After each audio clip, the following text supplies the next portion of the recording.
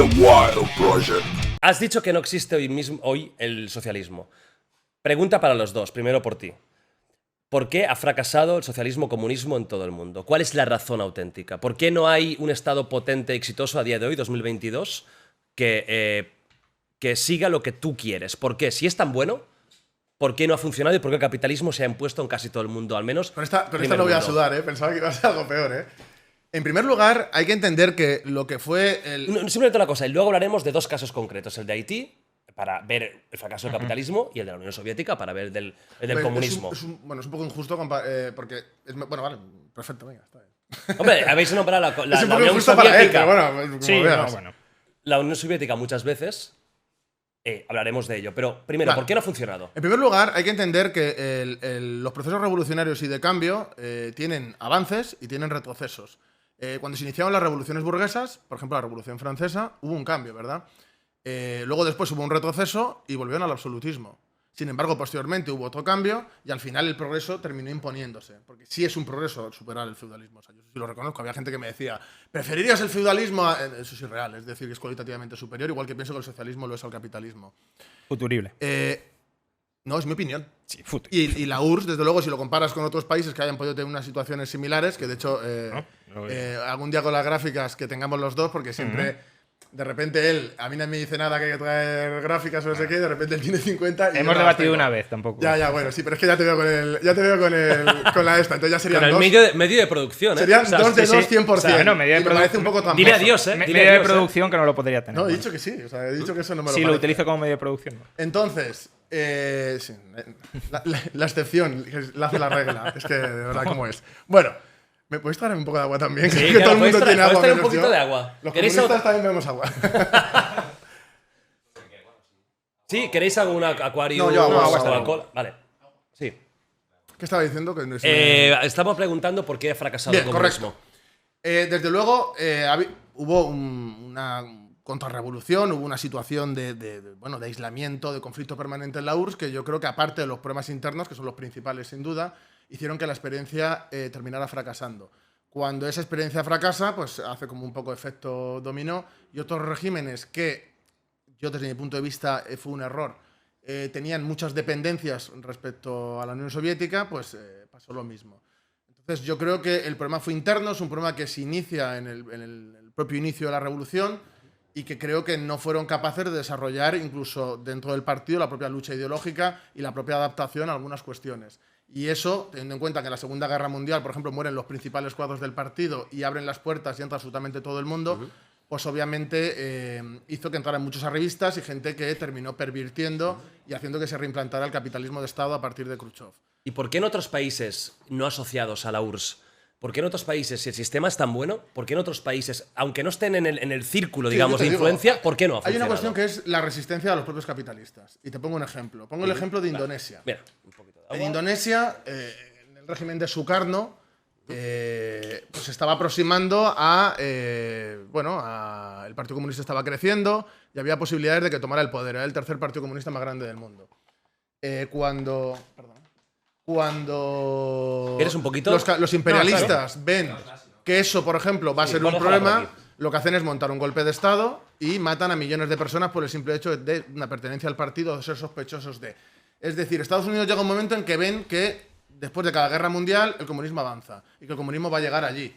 Entonces hay una guerra enconada y una lucha enconada de los países imperialistas Encabezados por Estados Unidos sí, para evitar dirigidos eso, ¿no? por él para evitar eso. Entonces eso creo que es otro factor que también fue problemático. Cuando se reinstaura el capitalismo de Estado y se dedican a hacer la guerra de las galaxias que se llamó, en vez de seguir invirtiendo en la producción, en la industria, en desarrollar el país, en arreglar problemas que había graves, incluso a nivel de planificación, que luego lo hablaremos, no quiero sacar el tema ahora porque nos podemos tirar 3 horas hablando del cálculo económico, pero hubo una serie de problemas que empeoraron la situación, pero son problemas que yo considero que ahora, con la tecnología que hay, se podrían solventar y con la experiencia de los errores que ha habido previos, creo que se podría también solventar. Y sí, es una cosa de futuro porque no existe el socialismo y me ha preguntado que por qué no vuelve a pasar. Pero yo, ¿por qué? Sobre una cosa solo, sobre por qué no vuelve a pasar, yo creo que el capitalismo tiene crisis periódicas y creo que hay las condiciones objetivas se dan para que se haga esa revolución y se pase al socialismo, pero las subjetivas no.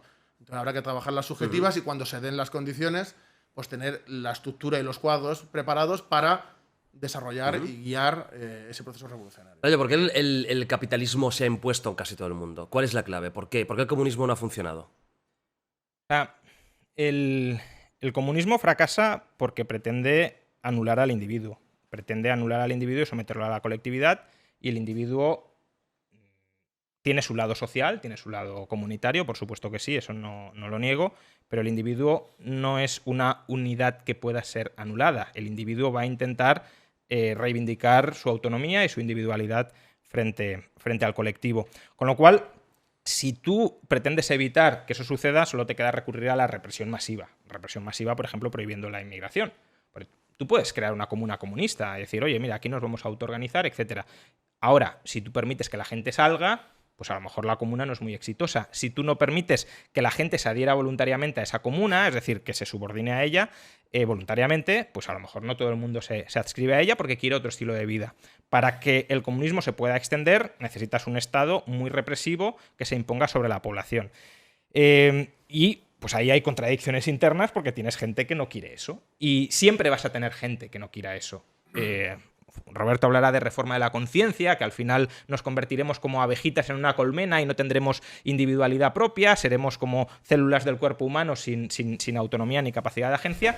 Pero eso, si sucediera, que es muy complicado, es prácticamente imposible que suceda, tardaríamos miles y miles de años hasta que el ser humano evolucionara a una especie distinta. Con lo cual es que ha sido un cambio evolutivo y un cambio evolutivo, ir antinatura, vamos a decir, ¿no? Antinatura actual, desde luego. Y por tanto, actualmente, Roberto dice, las condiciones materiales se dan, ¿no? Para implantar el socialismo no, porque las condiciones... De desarrollo económico, me refiero. Sí, pero Por si acaso. teniendo en cuenta la naturaleza humana a día de hoy, esas condiciones no son las que permiten la implantación del socialismo. Y luego, además, lo ha sacado Roberto, luego no sé si vamos a debatir de ello o no, hay un problema de cálculo económico serio. Es decir, ¿cómo pretendes planificar el conjunto de la economía a escala ultra particular y que eso sea la forma más eficiente y más coordinada posible de hacer las cosas? Ahora mismo, por ejemplo, estamos viendo que hay que gastar 70.000 millones de euros de Bruselas y no saben exactamente cómo gastarlo y casi todo va a ser un despilfarro. Imaginemos si eso hubiese que hacerlo continuamente desde un punto central que tomara centralizadamente, unívocamente, las decisiones sobre toda la economía. Sería un fracaso absoluto. U otro ejemplo, ahora mismo están hablando de si hay que subir o bajar tipos de interés. En Estados Unidos los vamos a subir un 1%. En Europa, un 0,25%. En Inglaterra, medio punto. ¿Quién tiene razón? No lo saben, están tanteando, están yendo a ciegas. Es decir, cuando tienen un poder centralizado muy grande, en este caso el de fijar el precio del dinero, tipo de interés a corto plazo, no saben administrarlo. Pues imaginemos eso a escala masiva. Es un despropósito acumulativo absoluto que conduce a ineficiencias. Por tanto, antinatura del individuo e ineficiencia económica generalizada. ¿Para ti es un sistema fallido el comunismo? Es un sistema que solo puede ser fallido. Solo puede ser fallido. Sí, es decir, tú no prevés ningún tipo de sociedad comunista que pueda acabar funcionando a medio o largo plazo. Que funcione o a largo plazo. Que funcione mejor que lo que hemos tenido. Que sea una evolución. Que funcione mejor que las experiencias comunistas o socialistas que tuvimos en el pasado, sí, podría ser.